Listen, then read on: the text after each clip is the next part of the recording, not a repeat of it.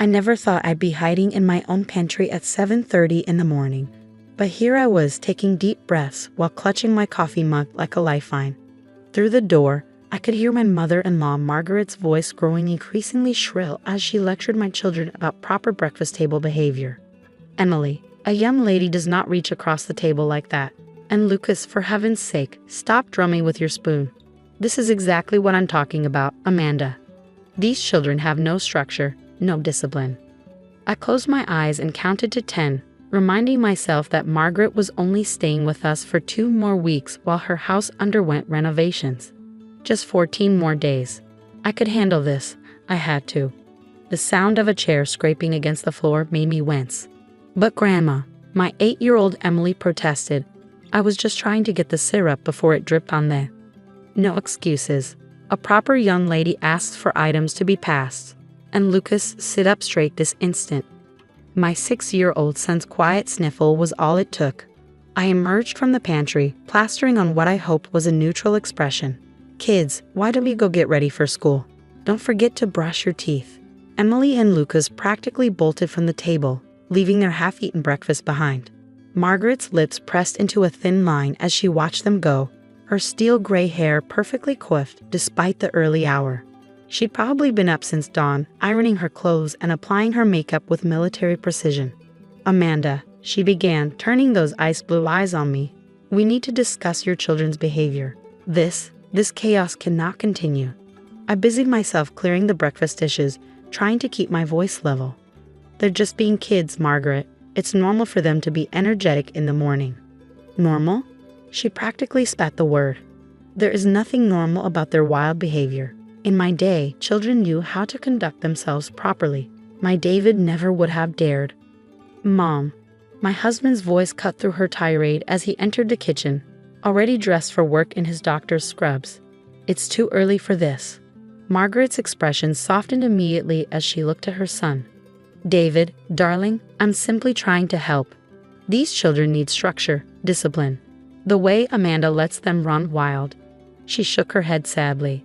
"Why, just yesterday, I saw Lucas playing in the mud after school. In his good clothes, and Emily reading comic books instead of proper literature." I gripped the edge of the sink, remembering the joy on Lucas's face as he showed me the tiny ecosystem he created in our backyard.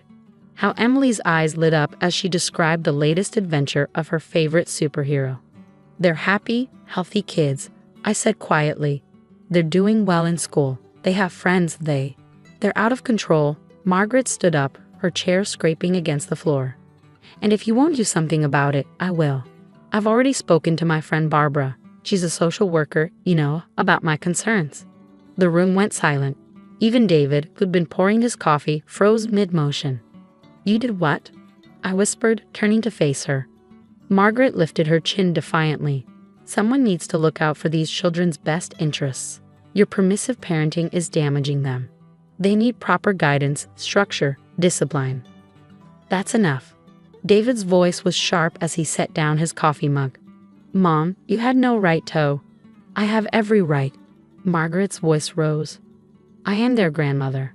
I won't stand by and watch as they're raised without any proper values or discipline. Why, just look at this house.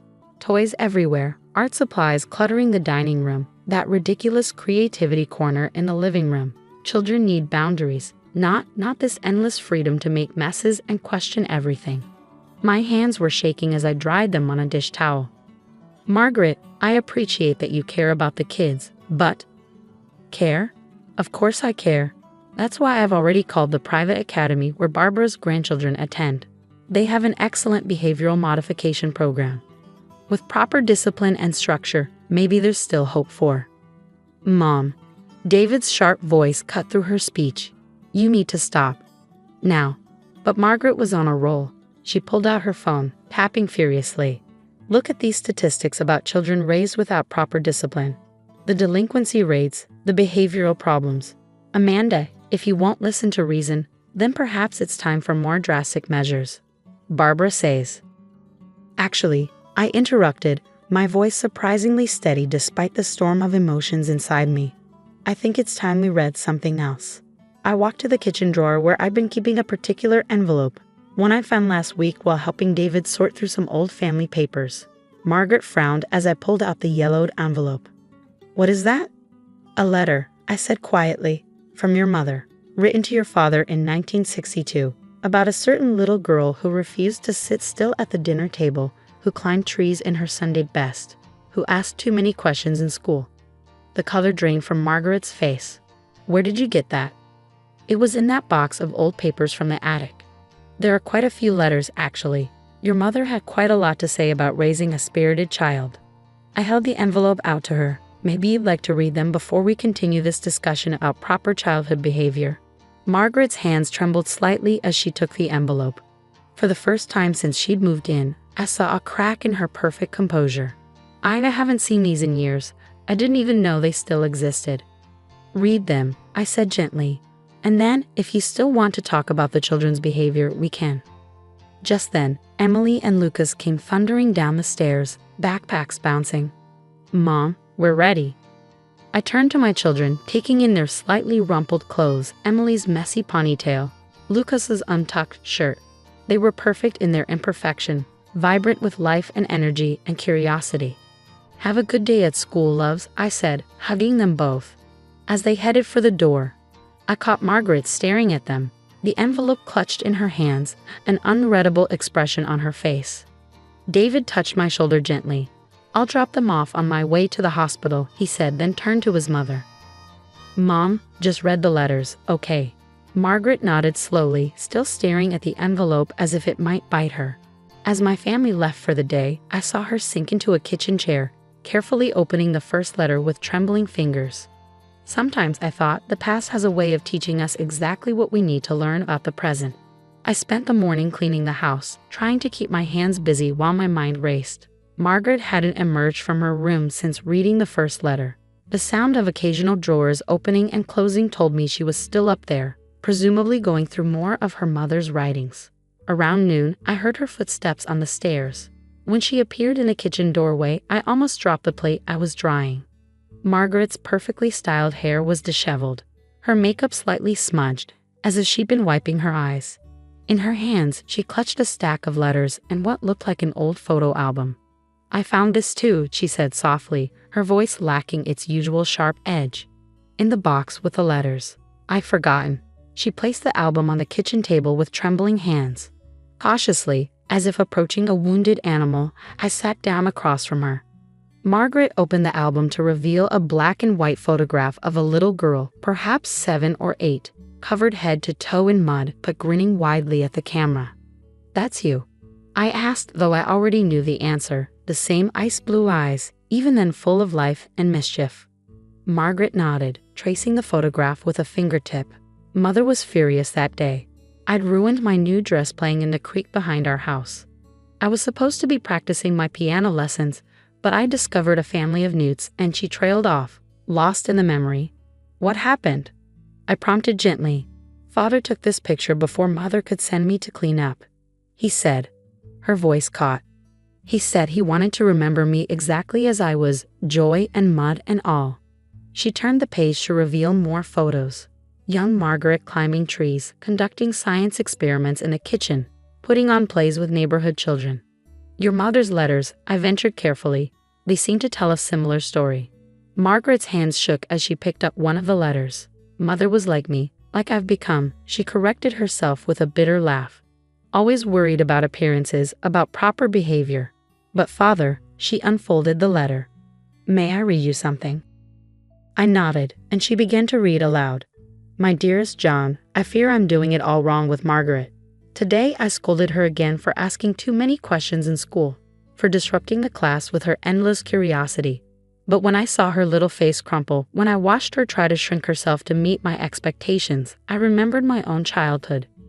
How many times did I silence my own questions, hide my own passion for learning, all in the name of being a proper young lady? Are we dooming our daughter to the same fate? Margaret's voice broke on the last words. She looked up at me, her eyes swimming with tears. I became my mother, she whispered. Worse than my mother, even. She at least questioned herself. I've been so certain, so righteous in my beliefs about proper behavior, about discipline. A small noise from the doorway made us both turn. Emily stood there, clutching her backpack, with Lucas half hidden behind her. I glanced at the clock. Early dismissal day. I'd completely forgotten. Mom. Emily's voice was uncertain. Is Grandma okay? Before I could respond, Margaret did something that shocked me to my core. She opened her arms. Come here, both of you. Please? My children hesitated, looking to me for reassurance. I nodded, and they cautiously approached their grandmother. Margaret pulled them close, something I'd never seen her do before. I'm so sorry, she whispered into their hair. I'm so sorry.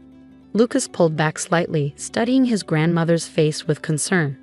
Why are you crying, Grandma? Margaret laughed softly, wiping her eyes. Because I just remembered something very important that I'd forgotten for a very long time. She reached for the photo album. Would you like to see some pictures of when I was your age? Emily's eyes widened as she saw the mud-covered girl in the photograph. That's you. It is indeed, Margaret smiled, and for the first time since she'd moved in, it reached her eyes. Would you believe I once kept pet newts in my bedroom? Drove my mother absolutely crazy. Really? Lucas perked up. Like my beetles? Just like your beetles, darling. Margaret touched his cheek gently. You know, I had quite the insect collection myself, once upon a time. I quietly slipped out of the kitchen, leaving them hunched over the photo album together. Through the doorway, I could hear Emily's delighted giggles as Margaret described some childhood adventure, and Lucas's excited questions about her old bug collection. When David came home that evening, he found all four of us in the backyard. Margaret, her expensive slacks rolled up to her knees, was helping Lucas expand his mud ecosystem, while Emily sketched them both in her art pad. There was dirt under Margaret's perfectly manicured nails, and she didn't seem to care at all. Mom, David said, clearly bewildered by the scene before him. Is everything okay? Margaret looked up, her face streaked with dirt, but somehow younger than I'd ever seen it. No, darling, she said softly. Everything isn't okay, but I think perhaps it's finally going to be. The next 2 weeks passed in a way I never could have imagined. Margaret's transformation wasn't instant. Old habits die hard, after all, but the changes were remarkable. The morning after our photo album revelation, I overheard her canceling her appointment with Barbara, a social worker. I was wrong, she said firmly into the phone. Very, very wrong. One evening, as we sat on the patio watching the kids play, Margaret turned to me with tears in her eyes. I've been thinking about calling that private academy too, she said quietly, to withdraw my inquiry. I squeezed her hand. Already done, I smiled. Right after our talk. She nodded gratefully. I almost ruined everything, didn't I? With my obsession with perfection and proper behavior. But you didn't, I reminded her. You found your way back. Inside the house, we could hear Emily and Lucas arguing over whose turn it was to feed the new class hamster they brought home for the weekend. Before Margaret could react to the rising voices, I saw her take a deep breath and slowly release it. You know, she said thoughtfully, I had a pet hamster once. Kept it in my dollhouse after Mother said no more animals in the house. Father found out but never told her. He'd slipped me extra food for it during dinner. The memory made her smile, and I watched in amazement as she stood up and went inside. Instead of her usual scolding about proper indoor voices, I heard her say, "Why don't we make a schedule for taking care of your little friend? I might have some tips from my own secret hamster keeping days." The children's excited chatter that followed warmed my heart. Saturday morning found us all in the kitchen, making what Margaret would have once called an unnecessary mess. Now she was right there with us, helping Emily and Lucas measure ingredients for pancakes. When Lucas accidentally dropped an egg on the floor, I tensed, waiting for the lecture about carelessness. Instead, Margaret laughed. "Oh, darling, you should have seen the time I tried to make breakfast for Mother's birthday. Broke every egg in the carton. But you know what?" She leaned down to help him clean up. The pancakes we ended up having at the diner that morning were the best I'd ever tasted. Later that day, I found her sitting in Emily's creativity corner, admiring the wild, colorful drawings pinned to the walls. She held one in her hands, a new edition showing a gray-haired woman playing in the mud with a little boy. She captured my essence, don't you think? Margaret chuckled, wiping her eyes. Amanda, thank you for finding those letters, for helping me remember who I used to be. Thank your mother, I said softly. She knew exactly what you might need to read someday. The day before Margaret's house renovations were finished, she did something none of us expected. She asked David to get the old Super 8 projector from their family home. That evening, we all gathered in the living room, sheets hung as makeshift screens, while Margaret showed us films from her own childhood. We watched young Margaret performing elaborate backyard plays, conducting messy science experiments, and yes, playing with her secret hamster. "I wish I'd known this, you Mom," David said quietly as the last film flickered to an end. Instead of the rigid, controlling mother I became, Margaret finished for him. "I wish you had too. But maybe," she looked at Emily and Lucas, curled up together on the couch, half asleep. "Maybe it's not too late to be that person again. For them." The morning Margaret left, there were tears, real ones, not the polite dabs at eyes I'd expected. Emily and Lucas clung to her, making her promise to come back soon. "Maybe next weekend?" Lucas asked hopefully. "My ecosystem will have new bugs by then. And I'm starting a new comic about a grandma superhero," Emily added. "You could help me with the story." Margaret hugged them tight. "I wouldn't miss it for the world." She turned to me, her eyes bright. "Amanda, I've been thinking. If it's all right with you, I'd like to convert one of my spare rooms for the children. Somewhere they can be themselves when they visit. Maybe make messes, do experiments, create art." "We'd love that," I said, pulling her into a hug. As we watched her car drive away, David put his arm around me. "You know," he said thoughtfully, "I haven't seen her this happy since before Father died. It's like she's finally woken up from a long sleep." That evening, as I helped Lucas add new specimens to his bug collection and listened to Emily describe her superhero grandma comic, I thought about Margaret's journey, about how sometimes the greatest act of love isn't trying to fix people, but remembering that they were never broken in the first place. The following weekend, when Margaret came to visit, she brought her old bug collection journal and a box of dress-up clothes for superhero photo shoots. And if anyone passing by happened to see a respected grandmother playing in the mud or posing in a cape, well, that was perfectly fine with all of us.